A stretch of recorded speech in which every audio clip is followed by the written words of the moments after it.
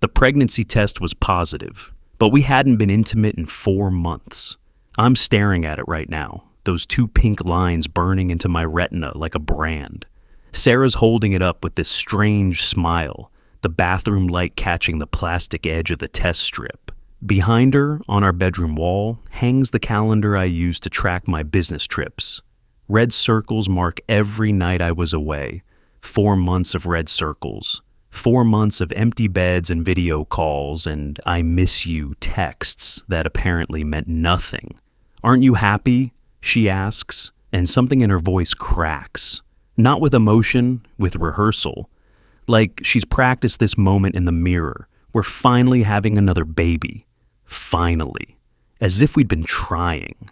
As if those fertility apps on her phone weren't deleted 3 months ago when she said she needed a break from the pressure. I can see the dates so clearly on that calendar. Every red circle a night in a hotel room in Seattle, in Denver, in Chicago. Building contracts, building our future, while she was building something else entirely. Something was off about her smile. I swallow, my throat suddenly desert dry. "When did you take this?" "Just now. I'm about 12 weeks along." She touches her stomach, perfectly flat beneath her silk pajamas. "The baby's due in September. 12 weeks. I pull my phone from my pocket, fingers already moving to the calculator app. 12 weeks means conception in March. I was in Seattle the entire second week of March. The receipts are still in my laptop bag. Marriott downtown, room 1247, single occupancy. 5 nights, 6 days, completely alone. But the dates didn't match. If you've ever felt the floor drop out from under you while standing perfectly still, you know this moment. Your body knows the truth before your mind accepts it. Your stomach clenches, your hands go cold, and suddenly every small thing from the past few months clicks into place like bullets sliding into a chamber. "The company retreat," I say quietly. "You went to the company retreat in March." Her smile flickers, just for a second. "That has nothing to do with March 15th through 17th, Paradise Valley Resort." My voice sounds strange, mechanical. "Steve was there. Your boss, Steve." "Don't." The word comes out sharp, defensive. "Don't you dare make this into something ugly." But it already is ugly. It's been ugly for 4 months, hidden under her perfume and her work clothes and her late nights at the office. Her phone that's suddenly always face down. The way she showers immediately when she comes home. The distance in our bed that feels like an ocean even when we're inches apart. My calendar showed the truth. In our closet, tucked behind my winter coats, I keep a file box of receipts for taxes. Every business expense, every hotel stay, every flight. Sarah doesn't know about this. She's never been interested in the tedious details of my work travel. But right now, those tedious details are screaming. "I need a minute," I tell her, already moving toward the closet. "Where are you going? We should be celebrating. Please, just give me a minute." My hands shake as I pull the box down. March receipts are in a manila envelope, organized chronologically because that's how my brain works, in systems and logic and things that make sense. Unlike this. Unlike any of this. There it is. March 10th to 15, Seattle Marriott. Downtown, 1,147 to 53 total. Itemized room service charges for 1 person. A single key card issued. The business center charges where I printed contracts at 11 p.m. because I couldn't sleep, thinking about how much I missed my family.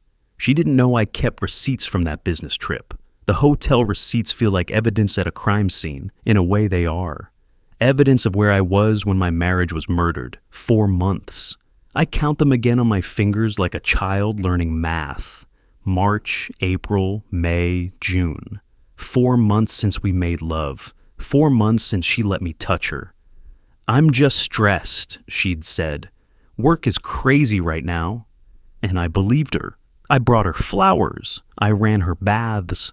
I took Emma to the park so she could rest. In April, she had that stomach bug. Couldn't keep anything down for days.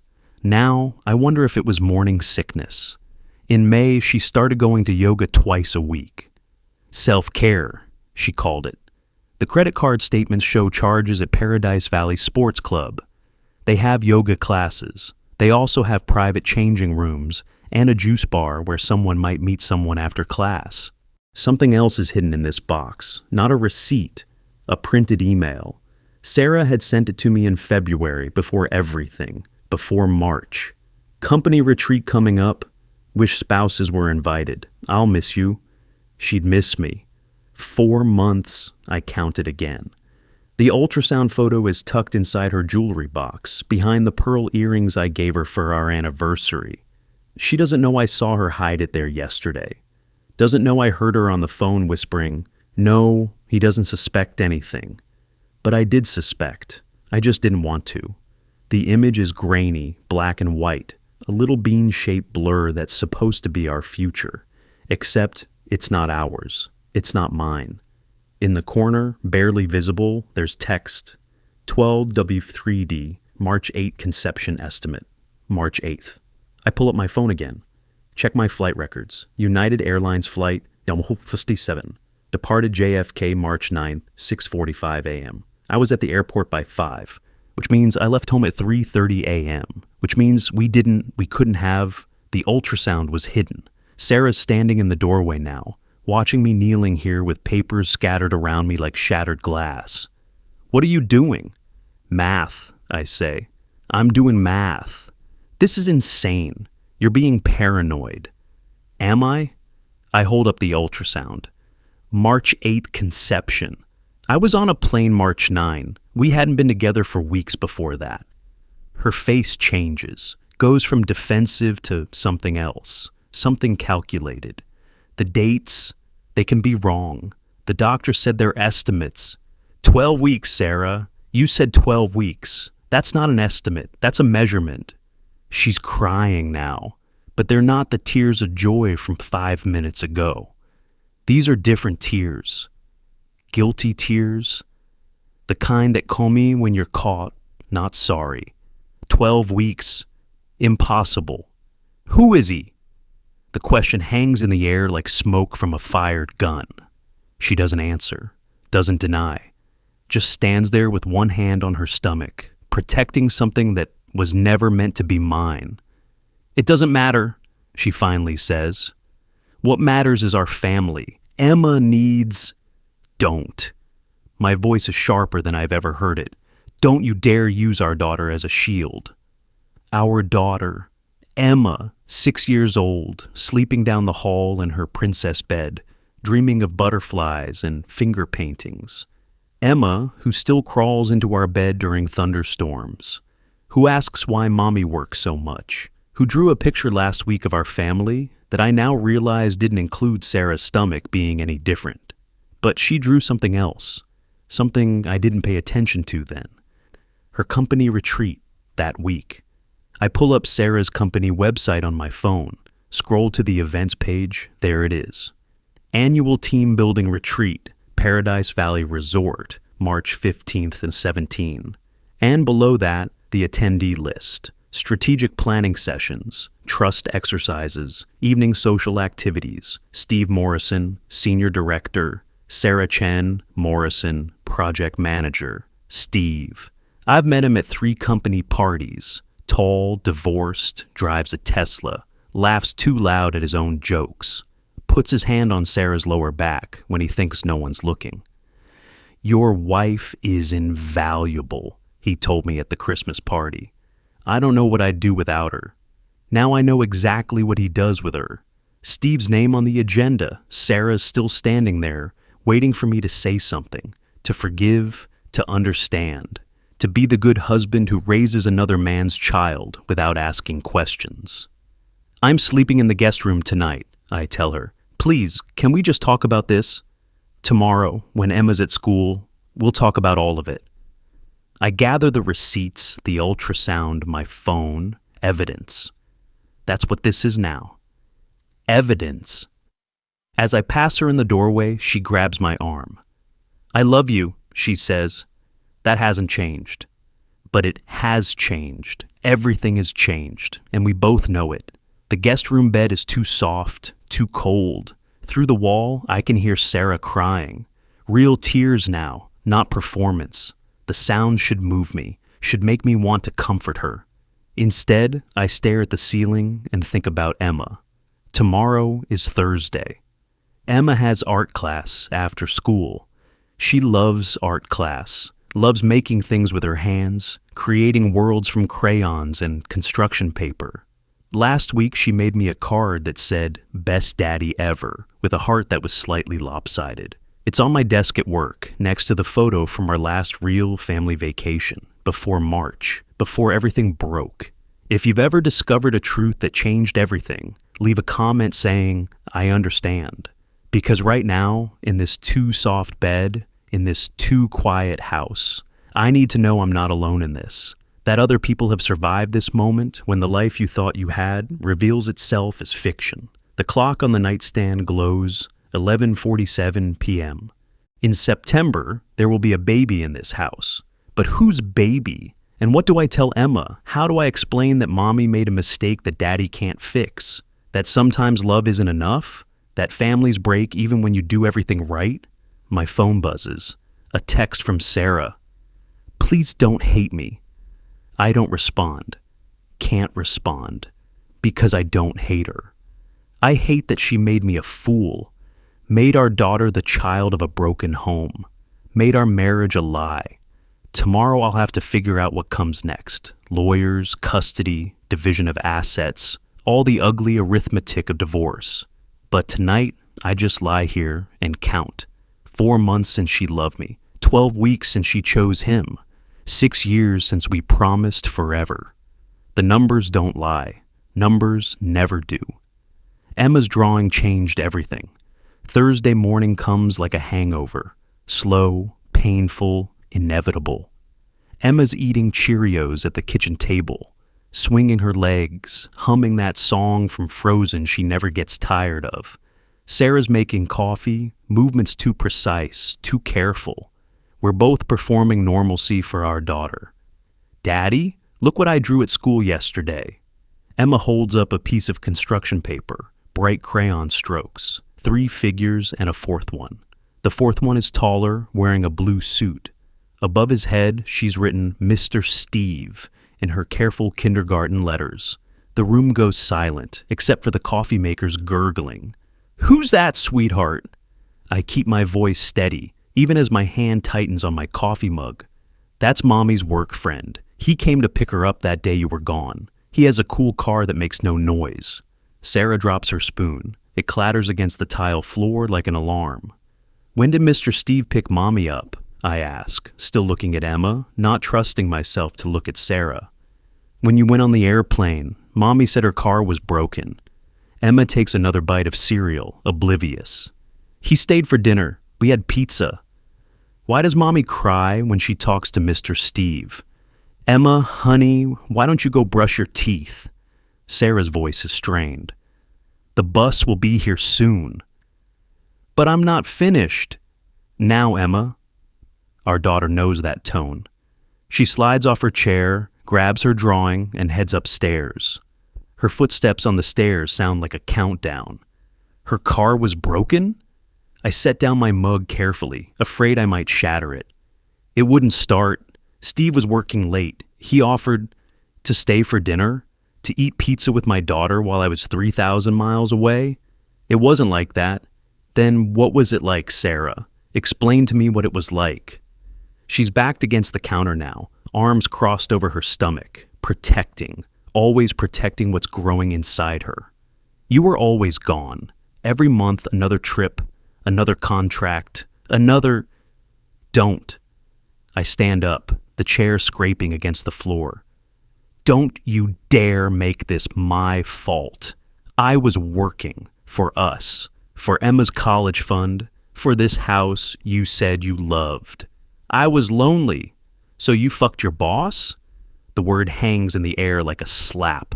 We don't talk like this. We're the couple who says darn instead of damn, who spells out words we don't want Emma to hear. But there's no spelling out betrayal, no soft synonym for what she's done. It just happened, she whispers. No, rain just happens. Traffic just happens. You made choices, multiple choices, for months. I tried to end it. When? Before or after you got pregnant? She doesn't answer. That's an answer. The Facebook tags appeared. I pull out my phone, show her the screen. Paradise Valley Resort, March 16th. Jennifer from accounting tagged you. You and Steve, standing by the pool. Your wedding ring isn't in the photo. She looks at the screen, then away. I took it off for swimming. And March 17, I swipe to the next photo. Team dinner, still no ring. Stop. March 18, another swipe. Back at the office, Monday morning, ring mysteriously returns. No ring in any photo. You want to know what I was doing? March 16. I don't wait for her answer. I was in a Seattle hospital conference room, presenting our biggest contract bid ever. $2.3 million. I closed it. Called you to celebrate. You didn't answer. Now I know why. I'm sorry. The words fall out of her like stones. I'm so sorry. Sorry you did it, or sorry you got caught? Both. Neither. I don't know. She's crying again, mascara running in black rivers. I don't know anything anymore. The hotel charges matched. I pull up our credit card statement on my phone. Paradise Valley Resort, March 15th, $47.50. That's the resort spa. What did you get, Sarah? A massage? To relax before you destroyed our marriage? Please stop. March 16th, $89 or bussers. Resort restaurant. Dinner for two? Wine? Did you toast to our daughter while you were at it? You don't understand. March 17th, $234 spires. That's a room service charge, Sarah. Room service to whose room? She stopped denying. The silence stretches between us like a year. Upstairs, Emma's singing in the bathroom. The bus will come in 10 minutes. 10 minutes to pretend we're still a family. I want you to leave, I say quietly. Pack a bag. Go to your parents, your sister, Steve's. I don't care, but you're not sleeping in this house tonight. You can't kick me out. This is my house, too. You're right, but if you stay, I'm calling Steve's wife. Her face goes white. He doesn't have us. He's divorced. Since February, after his wife found out about his last affair, with someone from accounting. Jennifer, actually. The one who tagged you in those photos. Small world, isn't it? How do you... I made some calls this morning, while you were in the shower, while Emma was drawing her pictures of our family +1. Raise it as yours, for Emma. Please, Sarah says, and now she's the one on her knees, literally on our kitchen floor. Please think about Emma. She needs stability. She needs both parents. We could make this work. People do it all the time. Blended families. You could be the father. The baby would never have to know. Get up. My voice is ice. Get off the floor. I'm begging you, for Emma's sake. She doesn't deserve... What Emma deserves is parents who respect each other, who tell the truth, who don't bring other men's children into her home and ask her to pretend. It's not the baby's fault. No, it's yours and Steve's, and now you both get to live with it. My phone rings. Unknown number, I almost don't answer, but something makes me pick up. Is this Mr. Morrison, Sarah's husband? Yes. This is Patricia Morrison, Steve's ex-wife. I think we should talk. Steve's wife knew too. Sarah's still on the floor, staring at me as I take the call. I'll call you back in an hour, I tell Patricia. Yes, I'd very much like to hear what you have to say. I hang up, look down at Sarah. His ex-wife wants to talk to me. What do you think she wants to tell me, Sarah? I don't know. I think you do. I think you know exactly what she's going to say. About the retreat, about the others, about the pattern. Others? You weren't special, Sarah. You were just next. Not his first affair. The school bus honks outside. Emma comes thundering down the stairs, backpack bouncing, hair still slightly wet from brushing her teeth too fast. Bye, Mommy. Bye, Daddy. She hugs us both, not noticing her mother on the floor, not seeing the destruction all around her. Children are blessed that way. They see what they need to see. Have a great day, sweetheart, I tell her, walking her to the door. Art class today, right? Yes, we're making Father's Day cards. Father's Day. Next Sunday. The irony is excruciating. I can't wait to see it. It's a surprise. She runs to the bus, turns back to wave. Love you. Love you too, baby. The bus pulls away, takes my daughter to a normal day, while her parents' marriage dies in the kitchen. I go back inside. Sarah's standing now, pouring coffee like nothing happened. We need to talk about logistics, she says, trying to sound businesslike. No, what we need is for you to pack and leave. We'll talk about logistics through lawyers. You're gonna get a lawyer? I already have an appointment, this afternoon. 30 days to contest. You can't. That's so fast. We haven't even tried counseling. Counseling is for marriages that are broken. Ours is dead. You killed it. And in this state, I have 30 days from discovery of adultery to contest paternity. The clock started last night. You researched this last night? I couldn't sleep. Amazing what you can learn at 3 a.m. Did you know that if I don't contest within 30 days, I'm legally presumed to be the father? That I'd have to pay child support for 18 years? For Steve's baby? She sets down her mug so hard coffee splashes onto the counter. You're really going to do this? You're really going to destroy everything? I'm not destroying anything. I'm just refusing to clean up your mess. The doorbell rings. We both freeze. That's probably my mother, Sarah says. I called her this morning. But when I open the door, it's not Sarah's mother. It's Steve. He's wearing his expensive suit, the one that costs more than most people's mortgage payments. His Tesla sits in our driveway like a monument to everything wrong with this picture. We need to talk, he says. No, we don't. Man to man. I almost laugh. You want to talk man to man? After fucking my wife? After getting her pregnant? After eating pizza with my daughter? Look, I know you're upset.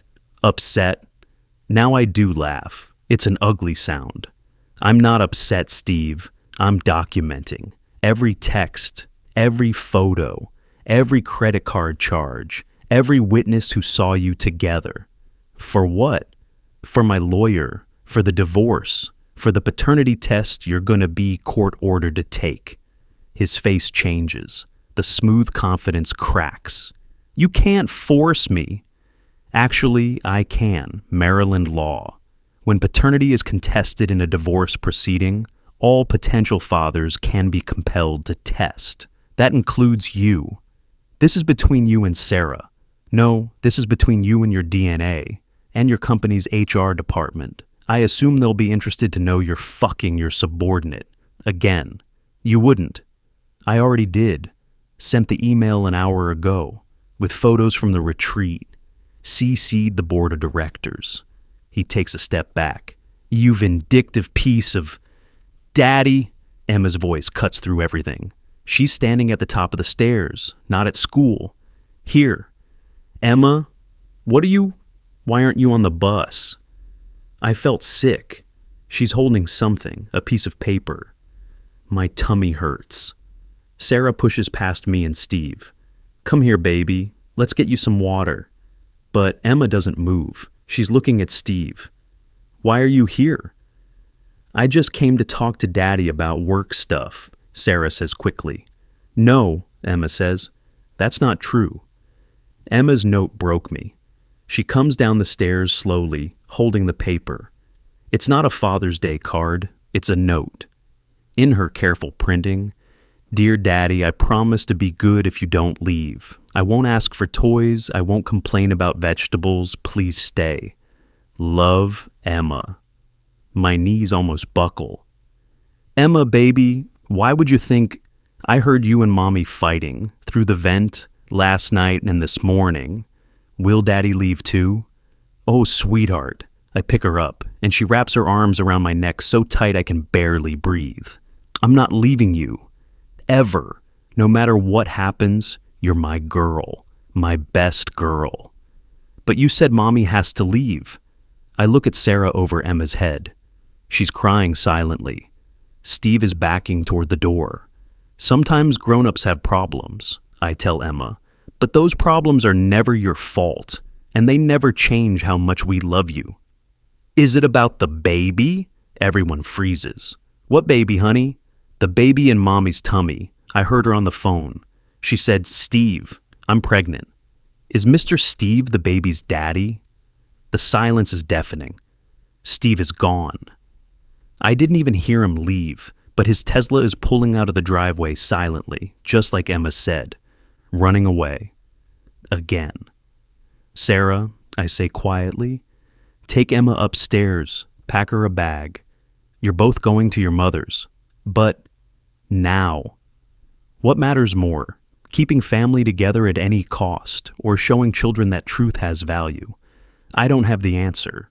I just know I can't pretend. Can't wake up every morning and look at another man's child and lie. Can't teach Emma that this is what love looks like. Sarah takes Emma upstairs. I call Patricia Morrison back. He's done this before, she says without preamble. 3 times that I know of. Jennifer. Someone named Ashley before that. And now your wife. Why didn't you report him? I did. The company promoted him. He brings in too much money. They just move the women to different departments. Not this time. What are you going to do? Everything legally possible to expose this. Will you help? Yes. I have documents, emails, proofs. Company investigation launched. After Patricia and I talk, I call my lawyer. Then I walk upstairs. Sarah is packing Emma's favorite stuffed animals while Emma sits on her bed, confused and scared. It's like a sleepover at Grandma's, Sarah is saying. I don't want a sleepover. I want to stay home. I kneel beside Emma's bed. Remember when Goldfish died? Her pet fish, last year? And we talked about how sometimes things change and we can't fix them. She nods. This is like that, but bigger. And it's not your fault. It's a grown-up problem that mommy and daddy have to solve. Will you visit? Every day, and you'll come here too. We'll figure out a schedule. Like Madison's parents, she has 2 houses now. Madison, her friend from school, whose parents divorced last year. Emma had so many questions then. Now she's living the answers. Something like that. Emma's counselor speaks. I'll need to call the school counselor, set up appointments, make sure Emma has support. The damage is already done, but maybe we can minimize it. Maybe. Sarah finishes packing. We're ready. I walk them to Sarah's car. Emma hugs me so hard it hurts. I love you, Daddy. Love you too, baby, so much. She chose her home. As they drive away, Emma's face in the back window breaks what's left of my heart. But I know, somehow I know, she'll be okay, because I'm going to fight for her. Going to make sure she knows she's loved. Going to show her that sometimes the hardest choice is the right choice. My phone buzzes. An email from my lawyer. Divorce papers ready. Paternity test scheduled. Bring all documentation. The evidence binder is growing. Photos, receipts, call logs. Patricia Morrison's documents. It's almost 3 inches thick now. 3 inches of proof that my marriage was a lie. But Emma's drawing, the one from this morning, is on top. Our family plus Steve. A child's innocent documentation of betrayal. That's the image that will stay with me. Not Sarah's tears, not Steve's cowardice, but my daughter's careful crayons, trying to make sense of a world where mommy's work friend stays for dinner when daddy's gone. Court papers served. It's noon now. Sarah and Emma have been gone an hour. The house feels hollow, like a tooth after a root canal. All the nerves removed, just empty space where something vital used to be. I sit at the kitchen table and write a list. Lawyer, 2 p.m., call Emma's school counselor, change locks, separate bank accounts, find a therapist for Emma, find a therapist for me, get tested for STDs, tell my parents, tell Sarah's parents, survive. Number 10 seems the hardest. My phone rings. Sarah's father. "She's here," he says, crying. "Emma's confused. What the hell happened? Ask your daughter. Ask her about Steve, about March, about the baby." Silence. "What baby?"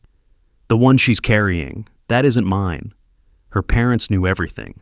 More silence. Then, "We suspected. Her mother saw them together at a restaurant when she said she was working late." "You suspected? And you said nothing? We hoped we were wrong." "When? When did you see them?" "February, maybe earlier." "John, we're so sorry." I hang up. February, before the retreat, before everything. This wasn't a one-time mistake. This was a relationship, an affair, a choice made over and over again. The doorbell rings. I almost don't answer it, but it's insistent. It's a courier. Delivery for John Morrison. I sign, open the envelope, legal documents from Steve's lawyer, a cease and desist order, demanding I stop harassment and defamation. I almost laugh. He got a lawyer before noon, before checking on Sarah, before acknowledging his child. The recording was clear. But what Steve doesn't know is that I have one more piece of evidence.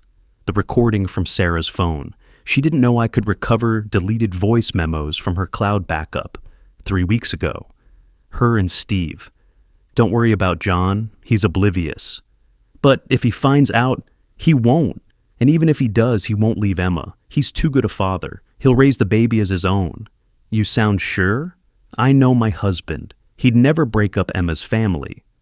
"So we just continue?" "Why not? I'll have the baby. You'll pay support privately. John will never have to know it's yours."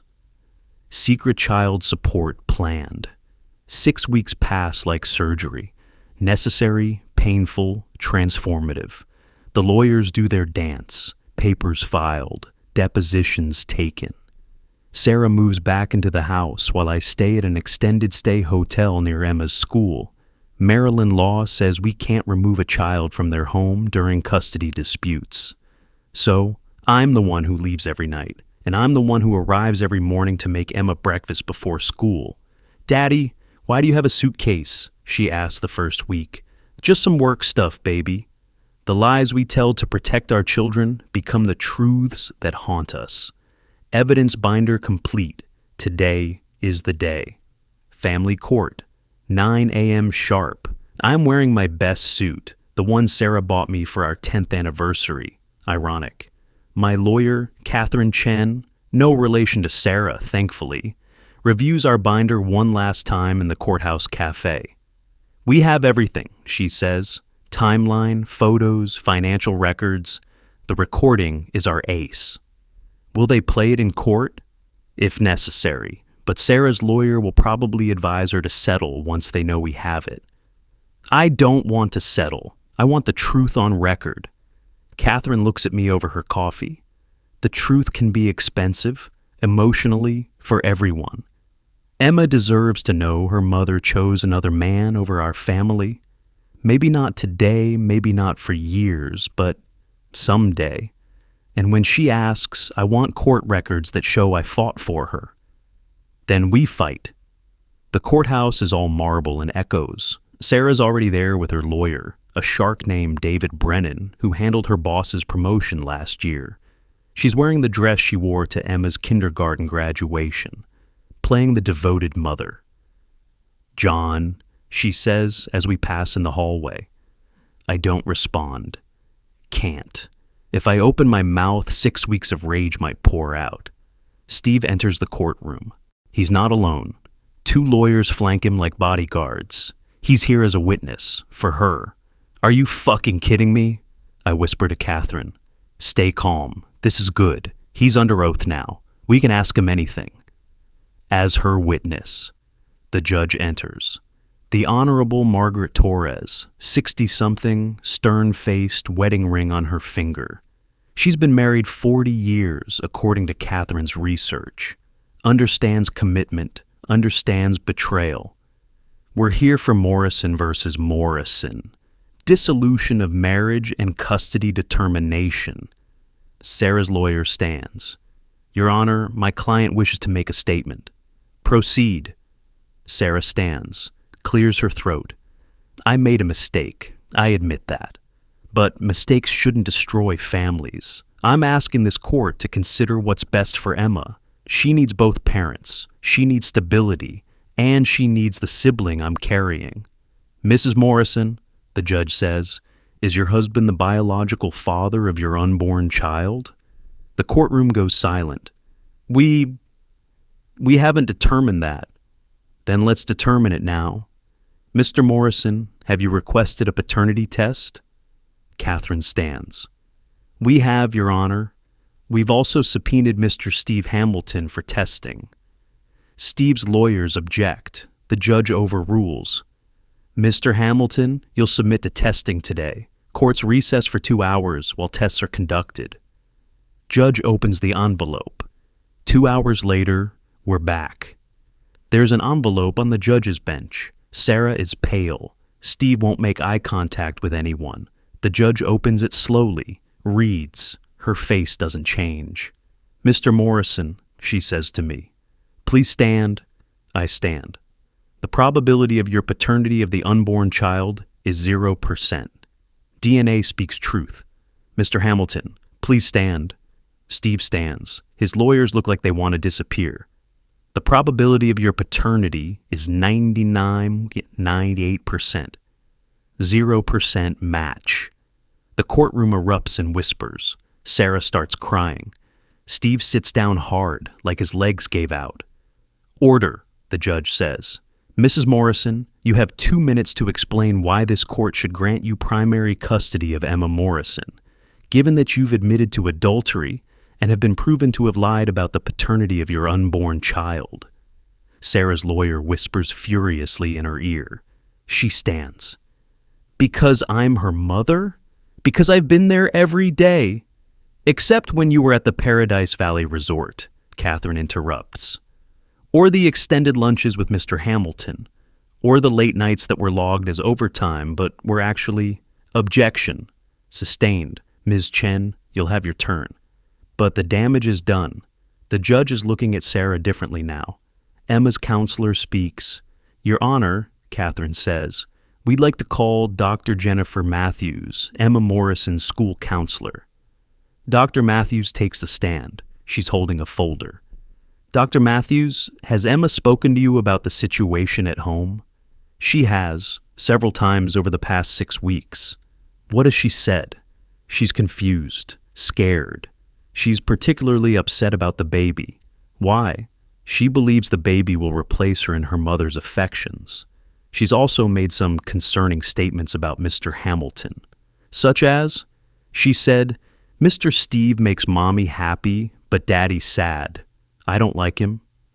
Has she expressed a preference for where she wants to live? Your Honor, Sarah's lawyer objects. A 6-year-old can't make that determination. But a 6-year-old can express her feelings, the judge says. Continue, Dr. Matthews. She chose her home. Emma drew this last week. Dr. Matthews holds up a picture, 2 houses. In one, stick figures of her and me, smiling. In the other, Sarah and a question mark where Steve should be. When I asked her about it, she said, I want to live where I'm not confused. Meaning? She specifically said, Daddy's house has rules that don't change. Sarah makes a sound like she's been punched. Emma also said something else. Dr. Matthews continues. She said, Daddy reads to me every night. Mommy is always on her phone with Mr. Steve. Custody granted. The judge has heard enough. I've made my decision. Joint legal custody will be awarded with Mr. Morrison having primary physical custody. Mrs. Morrison will have Emma every other weekend and 1 evening per week, pending the birth of her child and establishment of a stable home environment. Your Honor, Sarah's lawyer stands. This is extreme. What's extreme is expecting a 6-year-old to adapt to her mother's choices without consequence. What's extreme is Mr. Hamilton appearing as a character witness for a woman whose marriage he destroyed. What's extreme is the level of deception exhibited here. She turns to Steve. Mr. Hamlin, you're not a party to this custody case, but you are now legally acknowledged as the father of Mrs. Morrison's child. I suggest you prepare accordingly. Steve's wife files too. Catherine leans over. Patricia Morrison filed this morning. She's seeking additional alimony based on newly discovered assets Steve hid during their divorce. The dominoes are falling, all of them. After court, I sit in my car for 20 minutes, just breathing. Emma will live with me. I'll be the constant in her chaos. It's what I wanted, but the victory feels hollow. There's no winning in divorce, just different degrees of losing. My phone buzzes. A text from my mom. Saw Sarah's parents. They're devastated. Are you okay? No, but I will be. Emma will be. Company investigation launched. 3 days later, Catherine calls. Steve Hamilton has been terminated from his position. The company found multiple violations of their code of conduct. Sarah? On administrative leave pending investigation. She'll probably resign. The house of cards has completely collapsed, all from 2 pink lines on a pregnancy test. 6 months pass. It's December now, almost Christmas. Emma and I have settled into our new rhythm. Our apartment is smaller than the house, but it's ours. Emma's drawings cover the refrigerator. Her laughter fills the spaces that used to echo. Daddy, look! She runs in from her room, carrying something behind her back. I made you something at school. It's a clay handprint, painted green like a Christmas tree, with glitter and a photo of us in the center. 6 months later. It's beautiful, baby. Where should we put it? Next to my drawing, the one you framed? The drawing, the one from the day everything changed. But now it's different. She's drawn over it, covered Steve with a bright yellow sun. Because, she explained, bad things can become good things if you add light. Emma's grades improve. Her report card is all A's and excellent marks in behavior. Her teacher writes, Emma has shown remarkable resilience and growth this semester. She's become a leader in class, helping other students with their work. I'm proud of you, I tell her at bedtime. Ms. Johnson says I'm brave. Am I brave, Daddy? The bravest. Is Mommy brave? I pause. Sarah had the baby 2 months ago, a boy. Named him Christopher. Steve pays child support but hasn't been seen near them. Sarah lives with her parents now. Mommy loves you very much, I say. That's what matters. I know. She tells me every time I visit, but she's always tired now. New babies are hard work. I'm glad I live here, Emma says quietly. Is that bad? No, baby. That's honest. Emma's new drawing. She falls asleep holding my hand, and I think about the journey we've taken. The calendar on the wall has no red circles now. I work from home 3 days a week. The lawyer's bills are paid off. The divorce is final. There's a knock at the door, late for a visitor. I check the peephole. It's Sarah, holding Christopher. She looks exhausted. Can we talk? She asks when I open the door. Emma's asleep. I know, I needed to say something. We stand in the hallway. The baby is sleeping, his face peaceful and innocent of all this chaos he was born into. I destroyed everything, she says. For what? Steve won't even return my calls. His wife took him for everything in their divorce amendment. The company blacklisted me. My parents are ashamed, and I'm surviving. You're thriving. Emma's thriving. Without me. Not without you. Differently with you. She shifts the baby. I loved you. I want you to know that. I just lost myself. No, you chose yourself over us. I know. She's crying now, quietly, trying not to wake Christopher. I'm sorry doesn't fix anything, does it? No, but it's a start. Do you think Emma will ever forgive me? She's 6. She loves you. She doesn't need to forgive you. She needs you to be consistent, present, honest. I'm trying. Then keep trying. New life, real peace. Sarah leaves, and I watch from the window as she struggles to get Christopher's car seat secured. Once, I would have run down to help. Now, I just watch, feeling neither satisfaction nor regret. Just peace. I check on Emma. She's sprawled across her bed, one arm hanging off, her stuffed dinosaur clutched in the other hand. On her nightstand is a photo, not of our old family, but of us at the park last week, both laughing as she flies a kite. My phone buzzes. Patricia Morrison. Thank you for your testimony in my case. Steve settled. I wanted you to know you helped me get justice. Justice. Such a complicated word. Is it justice that Steve lost his job? That Sarah raises a baby alone? That Emma shuttles between two homes? Or is justice simpler than that? Is it just me reading Emma a story every night?